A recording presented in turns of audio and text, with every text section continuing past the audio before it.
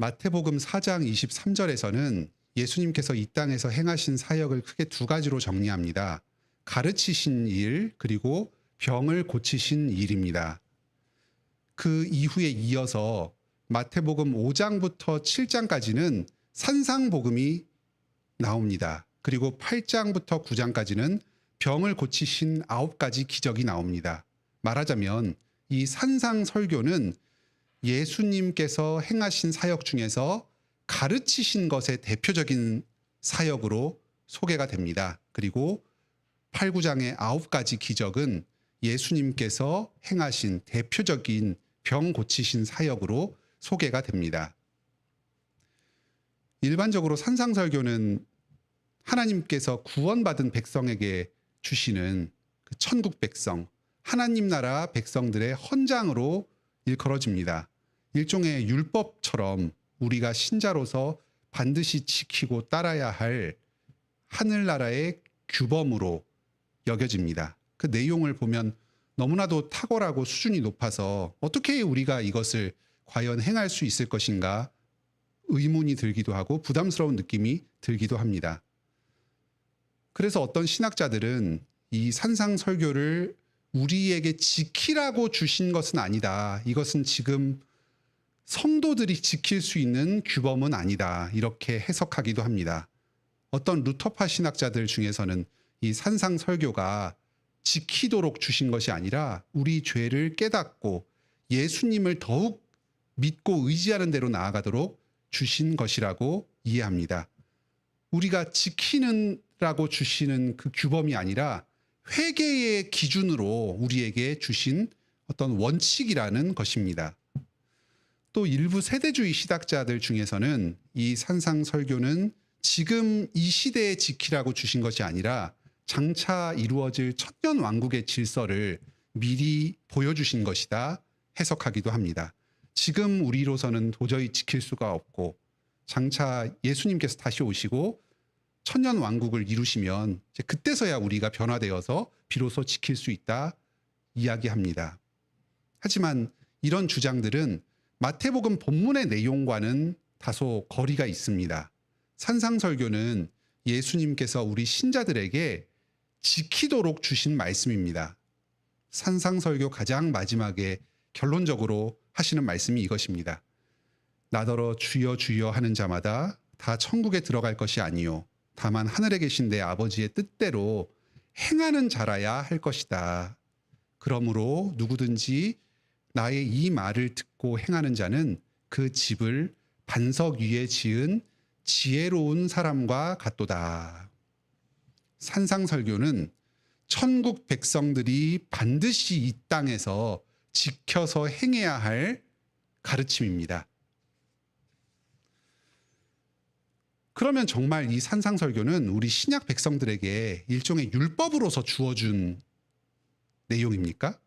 그렇지 않습니다. 오히려 이 말씀은 예수님을 믿는 사람들이 하나님처럼 예수 그리스도처럼 거룩한 삶을 살아가도록 우리에게 이끌어주시는 복된 은혜의 말씀입니다. 하나님과 예수 그리스도의 그 거룩한 신적인 공동체에 우리를 초대하여 주시는 초대장입니다. 예수님께서는 이 산상설교 중간에 기도에 대하여 가르쳐 주십니다. 우리 힘으로는 이 말씀을 행할 능력이 도저히 없습니다. 그래서 주님은 우리로 말씀을 행하면서 기도하도록 하십니다. 하나님 아버지의 은혜와 예수 그리스도의 능력을 의지하면서 말씀에 순종하며 나아가도록 하십니다. 이 기도에 관한 오늘 우리가 읽은 본문들이 이 산상설교 가운데에 포함되어 있으면서 산상설교가 결코 율법이 아니라 은혜의 복음임을 우리에게 증거하고 있습니다. 산상설교에서는 기도에 대한 가르침이 세 부분 나옵니다. 오늘은 이 내용을 간략하게 살펴보고자 합니다. 이 말씀을 통해서 우리가 기도에서 우리가 기도를 할 때에 말씀을 더욱 순종하게 해달라는 기도가 우리의 그 기도의 중요한 부분이 되기를 바랍니다. 우리가 기도를 드림으로써 더욱 거룩하고 영광스러운 존재로 변화되길 원합니다. 먼저 마태복음 6장 5절로 15절 말씀입니다. 여기서는 종교적인 외식의 문제를 가르치고 있습니다. 이 외식이라는 말은 위선이라는 말입니다. 겉과 속이 다른 사람을 위선자다 합니다. 실제 속마음은 악한데 겉으로 가식적으로 꾸며서 착한 척, 선한 척 행동하는 것입니다. 당시에 바리새인과 종교 지도자들이 종교 행위를 할 때 하나님께 나아갈 때에 하나님을 사랑하는 마음은 없이 사람들에게 보이려고 했습니다. 구제, 기도, 금식 이 세 가지가 마태복음 6장에서 언급됩니다. 이것은 당시 유대교에서 강조하던 세 가지 종교적 실천이었습니다. 오늘날 우리식으로 치면 헌금을 드리고 또 기도하는 일에 해당됩니다. 사실 이것들은 모두 좋은 것들이고 은혜의 수단들입니다. 과부와 고아와 나그네를 물질로 돕고 섬기는 것이 얼마나 귀한 일이고 하나님께서 기뻐하시는 일입니까? 또 금식하면서 나 자신을 겸손하게 하나님 앞에 낮추면서 하나님만 간절히 의지하면서 기도드리는 이것이 얼마나 귀하고 복된 일입니까?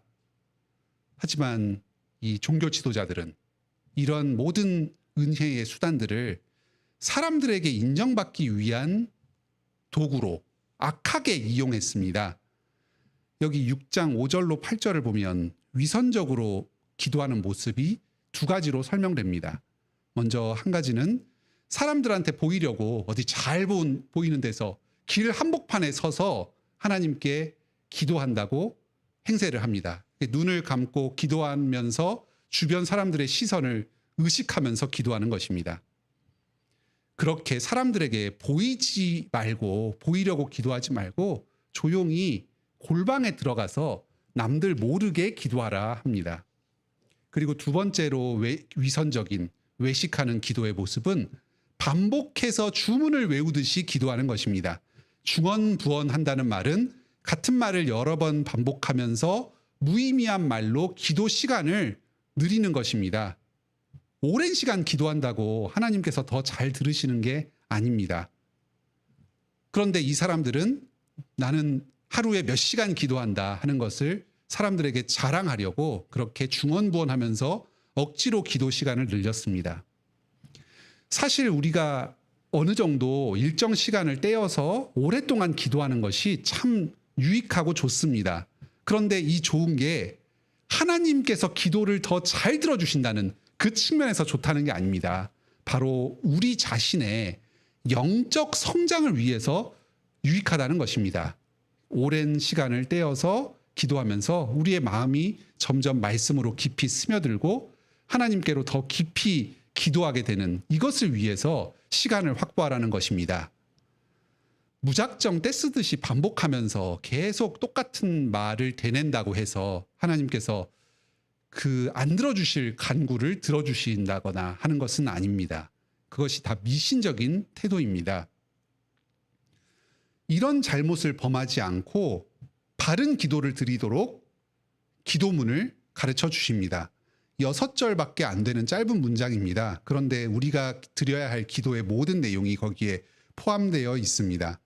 다른 사람들에게 보이기 위해서 거창한 기도를 드리지 말고 이 짧은 기도라도 마음을 담아서 진실되게 하나님께 드리면 그 기도를 받으신다는 것입니다. 때로 우리는 이 주기도문의 간구를 무슨 주문처럼 되뇌이기도 합니다. 아무 생각 없이 암송해서 기도한다면 그것이 중언부언하는 기도가 될 수도 있습니다. 주기도문을 외식하듯이 드릴 수도 있습니다. 이 주기도문 구절을 토시 하나 안 틀리고 그대로 외워서 드린다고 해서 거기에 무슨 기도의 능력이 들어있는 것은 아닙니다. 6가지 그 간구의 의미 하나하나를 생각하면서 나의 마음을 담아서 나의 말로 풀어서 기도하는 게 좋습니다. 이런 식입니다. 하늘에 계신 우리 아버지 이름이 거룩히 여김을 받으시옵소서. 이렇게 주기도문의 기도를 생각을 하고 그리고 이에 대해서 나의 고민을 살을 붙여서 덧붙여서 기도로 드리는 것입니다. 하나님께서 모든 사람들에게 영광 받아 주시옵소서. 내가 일상적인 생활 가운데에 혹시 하나님의 이름을 거룩하게 여기면서 과연 살았는지 나의 삶을 돌아봅니다.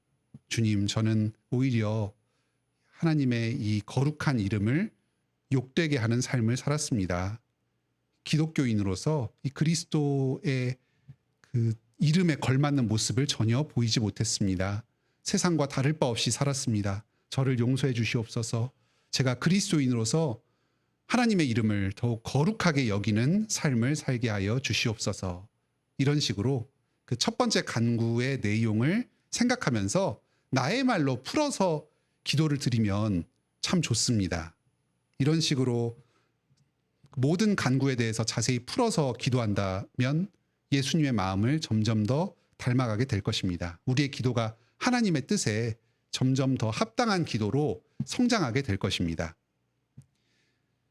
이 주기도문에서 우리가 주목할 점이 두 가지가 있습니다. 하나는 그 6간구 중에 앞에 3간구의 핵심이 바로 내가 말씀에 순종하는 것을 간구한다는 점입니다.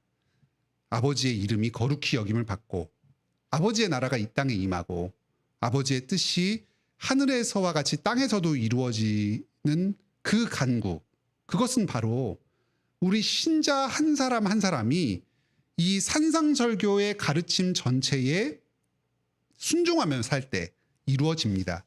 하나님의 말씀에 순종하는 삶을 사는 신자들이 이 땅에 많아질 때에 하나님의 이름이 거룩히 여김 받고 나라가 임하고 뜻이 이 땅에 이루어집니다. 5장 3절에서 팔복에서 말씀하십니다. 심령이 가난한 자는 복이 있나니 천국이 그들의 것이미요. 또 마지막 10절에서는 의를 위하여 박해를 받는 자는 복이 있나니 천국이 그들의 것임이라. 천국은 바로 이 팔복의 삶을 사는 사람, 자기 죄를 회개하고 주님 말씀에 순종하면서 이 팔복으로 대표되는 산상복음의 전체의 말씀에 순종하며 사는 사람의 것입니다. 바꿔서 말하면 우리가 이 땅 가운데에서 하나님의 말씀에 순종하며 살아갈 때에 우리의 삶 가운데에 하나님의 나라가 임하게 됩니다. 하나님의 통치가 우리 삶을 통해서 드러나게 됩니다. 천국이 우리의 삶 가운데, 우리의 행동과 걷는 곳, 우리의 생활 공간 가운데 임하는 것입니다. 우리가 주기도문에서 앞에 3간구를 드릴 때에 가장 중요한 것은 다른 사람 누구에게서 그 말씀의 뜻이 이루어지도록 구하는 것이 아닙니다. 바로 가장 먼저 나 자신의 삶 가운데 하나님의 말씀을 순종하게 해달라고 간구하는 것입니다. 주기도문에서 두 번째로 우리가 중요하게 생각할 점은 우리 삶의 구체적인 모습 가운데 주님의 뜻을 이루어 달라고 구하는 이 뒤의 3간구 중에서 가장 중요한 그 순종이 바로 다른 사람들의 죄를 용서하는 것이라는 것입니다. 주기도문의 그 12절에서 6장 12절에서 우리 죄를 용서해 달라고 기도했습니다. 그리고 주기도문의 간구를 말씀하시는 걸 마치고 14절과 15절에 다시 한번 다른 사람들의 죄를 용서하라고 강조하여 말씀하십니다. 그만큼 주기도문의 기도를 드릴 때 용서가 중요하다는 말입니다. 주기도문의 결론으로 이 가르쳐 주신 대로 기도하는 사람의 삶은 구체적으로 다른 사람의 죄를 용서하는 것으로 드러납니다. 주님 가르쳐 주신 대로 기도를 잘 드리는 이 사람은 용서로 나아갑니다. 우리가 지금까지 주기도문을 수없이 외우고 또 배웠습니다. 하지만 여전히 우리가 다른 사람의 죄를 용서하는 데 인색하다면 우리는 그 주기도문을 아직까지 충분히 알고 기도하지 못한 것입니다. 우리 참된 기도를 드리면서 주님 말씀에 순종하게 해달라고 기도합시다. 무엇보다도 주님께서 우리의 죄를 용서해 주신 그 은혜의 의지에서 나 또한 나에게 죄 지은 다른 사람들을 용서하게 해달라고 간구합시다. 다음으로 마태복음 6장 31절로 34절에서는 주님께서 우리에게 마땅히 기도해야 할 그 기도의 구체적인 내용이 무엇이어야 하는지를 가르쳐 주십니다. 우리는 우리의 현실적인 필요와 미래의 안정을 구하면서 기도하지 않습니다. 이 말을 오해하지는 마시기 바랍니다. 이것이 실제로 우리가 우리의 실제적인 필요, 현실적인 필요를 하나님께 구하지 말아야 된다는 그런 의미는 아닙니다. 하나님께서 우리의 현실적인 삶의 조건들을 하찮은 것으로 여기고 도외시한다는 뜻 결코 아닙니다. 우리의 경제적인 문제, 직장 문제, 또 먹고 사는 문제, 우리 미래의 구체적인 인생 계획의 문제, 이런 것들이 우리 기독교에서 결코 하찮게 여겨지지 않습니다. 이것 말고 어떤 허공에 떠 있는 고상한 가치를 추구하는 게 기독교가 아닙니다. 우리의 실제 삶의 필요를 하나님께서도 잘 아시고 중요하게 여기십니다. 너희가 이 자연보다 중요하지 아니하냐, 귀하지 아니하냐. 그러므로 이 모든 것을 너희에게 더하시리라. 예수님께서도 말씀하셨습니다. 지금 이 마태복음 6장 31절로 34절의 가르침은 우리 마음의 중심 태도에 대해서 말하는 것입니다. 너는 하나님을 신뢰하냐 아니면 돈을 더 신뢰하냐, 이것을 물으십니다. 우리는 무엇을 위해서 기도해야 합니까? 세상보다, 돈보다, 나의 힘과 능력보다 하나님을 가장 신뢰하게 해달라고 기도해야 합니다. 지금 이것에 대해서 가르치시는 것입니다. 그분 말씀에 더욱 순종하게 해달라고, 하나님만 신뢰하는 마음으로 순종하게 해달라고 기도해야 합니다. 우리는 본능적으로 목숨과 몸을 위해서 기도하기가 쉽습니다. 무엇을 먹을까, 무엇을 마실까, 무엇을 입을까를 걱정하고 그것에 대해서 마음을 쓰면서 기도하기가 쉽습니다. 내일 일을 걱정하는 것도 동일한 이치입니다. 자기 보존 본능을 지닌 존재로서 본능적으로 현실적인 불안 가운데에 노출되었을 때 나의 생존을 나 스스로 책임지고 싶어하는 사람들입니다. 우리의 앞에 놓인 이 현실적인 필요와 이해관계를 적극적으로 추구하면서 하나님의 말씀을 어기게 되는 경우가 너무나도 많습니다. 이 악한 세상 가운데 살아가며 현실적 이해관계를 추구하다 보면 말씀에 어긋난 식으로 생각하고 행동을 해야 될 때가 많습니다. 오히려 그런 상황 가운데 말씀대로 행하고 순종하면서 살면 이 세상은 너무나도 고생스럽고 세상에서 도저히 살아남을 수 있을 것 같지가 않습니다. 망할 것 같은 생각이 듭니다. 하지만 우리의 이 육체와 생명은 이 세상의 물질로 보호되는 것이 아닙니다. 세상의 왕이신 하나님께서 우리를 친히 보호하여 주십니다. 우리가 누리는 이 생활의 여러 필요와 물질들, 이것들 또한 하나님께서 우리에게 공급하여 주시는 선물들입니다. 우리는 우리 자신의 목숨과 몸을 스스로 책임질 수가 없습니다. 우리가 아무리 노력해도 내 건강을 스스로가 지킬 수가 없습니다. 또 불의의 사고로부터 스스로를 보호할 수 없습니다. 경기 변화에 대해서 스스로의 어떤 사업과 미래를 안전하게 책임질 수가 없습니다. 하지만 하나님께서 우리를 아끼시고 사랑하시고 돌보고 계십니다. 이 하나님의 사랑과 보호하심을 전적으로 신뢰합시다. 주님께로부터 우리의 필요한 모든 것을 구하고 또 공급받읍시다. 이러한 하나님에 대한 전적인 신뢰의 태도는 구체적으로는 우리의 현실적인 손해, 경제적인 손해가 예상되는 상황 가운데서도 말씀에 순종하는 것을 통해서 드러납니다. 두려워하지 말고 하나님의 말씀대로 행합시다. 전능하신 하나님께서 주님 뜻에 순종하는 우리들의 모든 것을 다 채워주실 것입니다. 다음으로 이 말씀은 우리가 하나님께서 주신 것에 자족하게 해달라고 기도할 것을 요구합니다.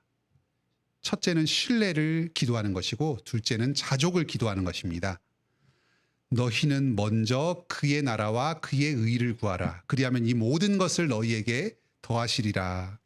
하나님 나라에서 우리 각자에게 주어진 각자의 직분과 사명이 있습니다. 감당해야 될 각자의 일들이 있습니다. 그 일들을 행하는 데 필요한 모든 것들을 아낌없이 충분하게 우리에게 공급해 주신다는 뜻입니다.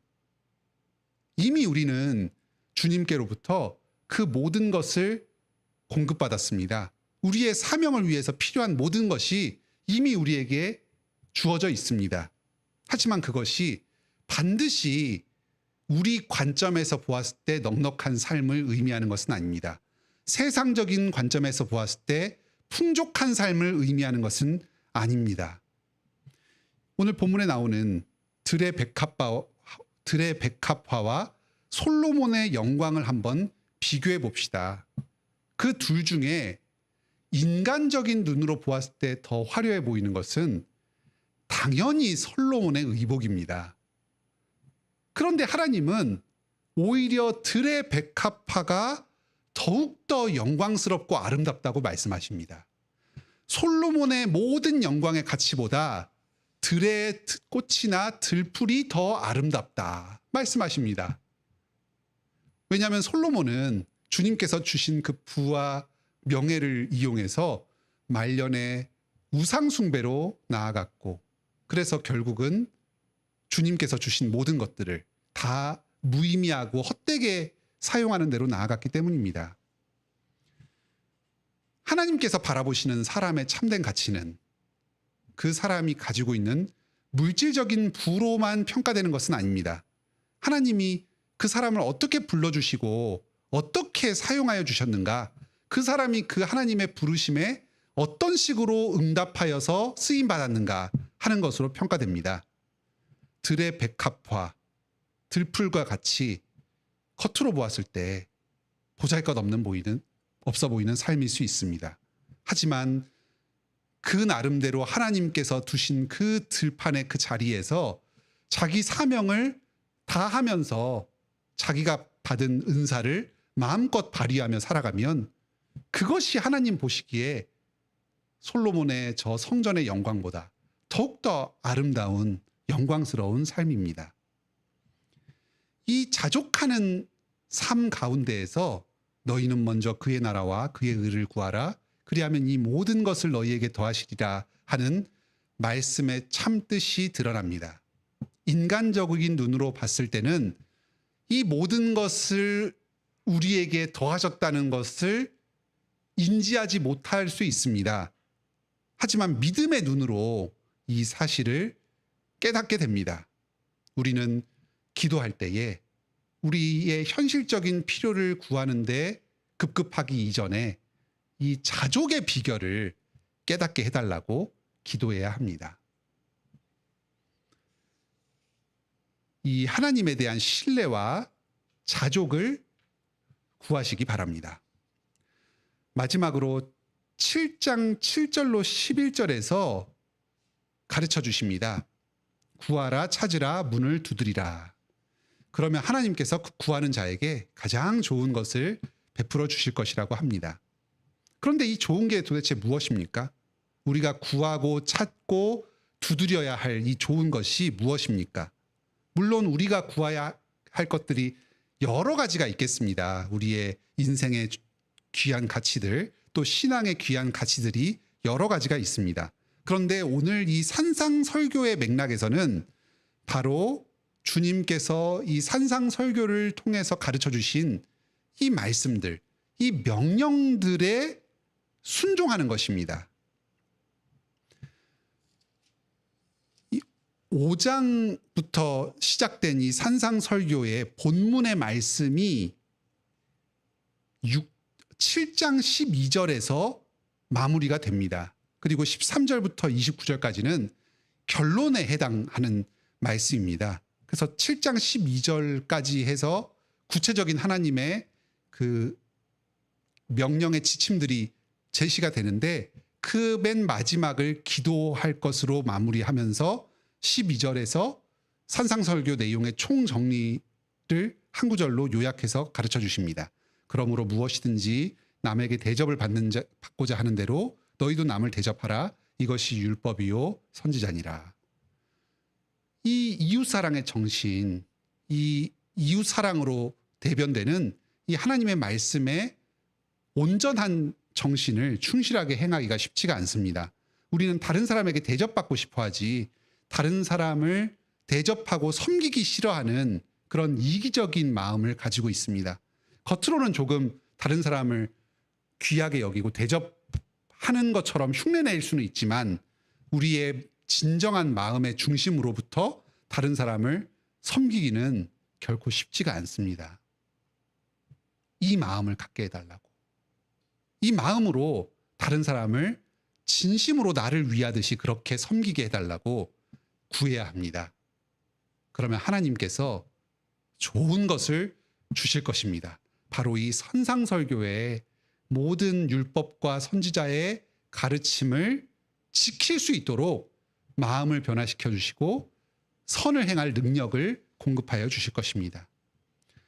누가복음 11장에도 이 지금 7장 7절부터 12절 이 본문의 평행 본문이 나옵니다. 그런데 그 누가복음 11장에서는 이 가장 좋은 것을 성령이라고 좀 더 구체적으로 말씀하십니다. 하나님께 말씀을 순종할 능력을 달라고 간절히 구하는 우리들에게 기도를 들으시고 성령님을 내려주실 것입니다. 우리의 마음을 순전하게 변화시켜 주셔서 말씀을 순종할 수 있도록 이끌어 주실 것입니다. 천국 백성이로서 아주 거룩하고 영광스러운 하나님과 같은 삶을 이 땅 가운데서 누리게 될 것입니다. 말씀을 맺겠습니다. 하나님의 말씀에 순종하는 것과 기도하는 것 사이에 밀접한 연관성이 있습니다.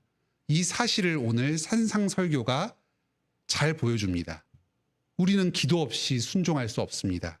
오직 주님의 은혜로만 기도의 능력을 의지해서만 순종으로 나아갈 수 있습니다. 나의 현실적인 필요, 현실적인 간구를 기도하기 이전에 이 말씀에 순종하게 해달라고 기도하는 여러분들이 되시길 바랍니다.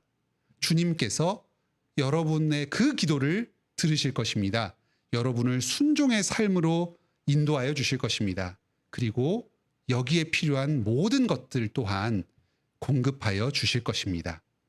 모두가 이 기도와 순종을 통해서 하나님 나라에 들어가는 복된 인생을 사시기 바랍니다.